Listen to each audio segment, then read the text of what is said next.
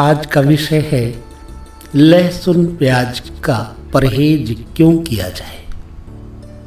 क्योंकि आध्यात्मिक मार्ग में लहसुन प्याज आदि खाने से क्रोध एवं अवसाद एवं भोग भावना तमोगुण आदि की वृद्धि होती है। इसलिए प्रायः साधक पथ पर चलने वाले साधकों के लिए लहसुन प्याज विशेष तौर से वर्जित है। ये लहसुन और प्याज जब आप ध्यान करते हैं तो आपका मन विशेष रूप से भागने लगता है, अर्थात स्वतंत्र और उच्छृंखल हो जाता है, चंचल हो जाता है। इस अवस्था में आप समाधि जन्य सुख नहीं ले पाएंगे। इसलिए भी लहसुन प्याज से परहेज करना चाहिए। साधारण अवस्था में अथवा स्वास्थ्य के दृष्टिकोण से हकीम और डॉक्टर वैद्यकों के अनुसार लहसुन प्याज में औषधीय गुण पाए जाते हैं। इसलिए साधारण लोगों को जो सांसारिक पथ पर चल रहे हैं उनके लिए वर्जित नहीं है। माना कि इसको खाने के बाद मनुष्य में थोड़े बहुत राजसिक और तामसिक गुण उत्पन्न होते हैं। गीता जी ने कहा है कि बासी, रूखे, चरफरे, रुक्ष तथा दुर्गंध युक्त खाद्य पदार्थों का सेवन नहीं करना चाहिए, क्योंकि उनसे हिंसात्मक वृत्ति उत्पन्न होती है। यहाँ ध्यान देने की बात यह है कि लहसुन प्याज खाने से यदि स्वास्थ्य बेहतर रहे, मन एकाग्र रहे तो खाइए, परंतु किसी भी समय में मांस मछली का सेवन बिल्कुल भी ना करें। बाकी प्रत्येक वस्तु की उत्पत्ति किसी न किसी कारण से अवश्य हुई है। पौराणिक मत से लहसुन प्याज की जो ये स्थिति है, लहसुन प्याज की उत्पत्ति है, राहु के अमृतपान के समय भगवान विष्णु से सूर्य चंद्रमा ने बोल दिया कि ये जो बैठा हुआ देवताओं के वेश में हमारी पंक्ति में ये राक्षस है। भगवान विष्णु ने चक्र चला दिया और राहु का सिर छेद कर दिया।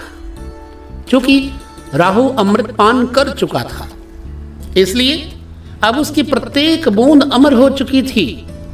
उसके गर्दन कटने के बाद जो लहू की बूंदें गिरी, रक्त की बूंदें भूमि पर गिरी, वो भी अमरत्व को प्राप्त हो गई। वही पौराणिक मत से लहसुन और प्याज बनकर के उत्पन्न हुए। लहसुन और प्याज में औषधीय गुण क्यों पाए जाते हैं? क्योंकि अमृत की बूंद उसमें युक्त है, इसलिए इसमें कहीं ना कहीं औषधीय गुण पाए जाते हैं।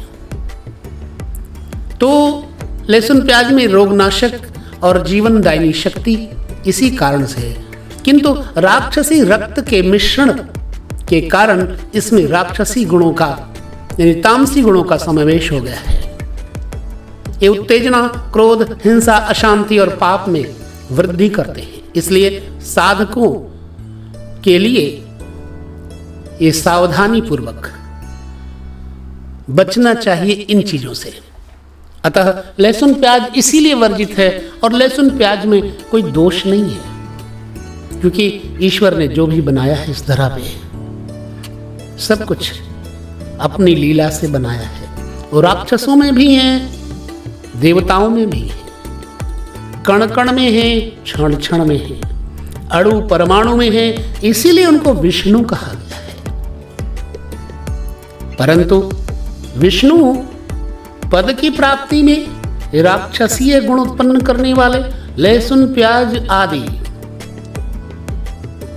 बाधक है साधक के लिए।